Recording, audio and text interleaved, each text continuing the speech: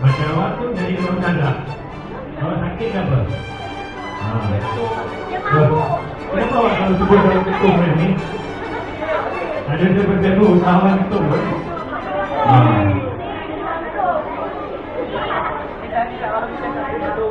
Okey, awak tahu tak apa permulaan jenayah?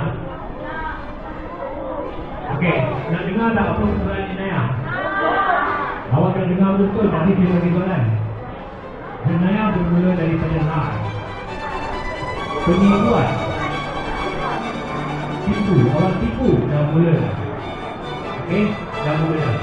Jenayah sebenar ialah jenayah kepada negara awak. Kepada negara awak. Awak buat sesuatu yang merosakkan imej kepada awak, kepada negara awak. Itu jenayah yang paling tinggi. Sebab awak buat jenayah itu, kalau awak buat dekat negara Malaysia, kita salah. Kan? Di negara lain berbeza undang-undang ni kan? Indonesia undang-undang dia di dalam Malaysia juga. Dengar. Kalau awak pergi tarik beg orang, apa yang awak pergi lagut? Ada cara-cara pernah jadi lagut? Ada tak ada? Awak belum keluar ke depan. Saya ingat dekat area Kota Damansara ni pun dah banyak berlaku kes-kes begitu. Itu jenayah yang berbahaya dan merosakkan hidup orang lain. Pertama kalau awak tarik background mati-mati.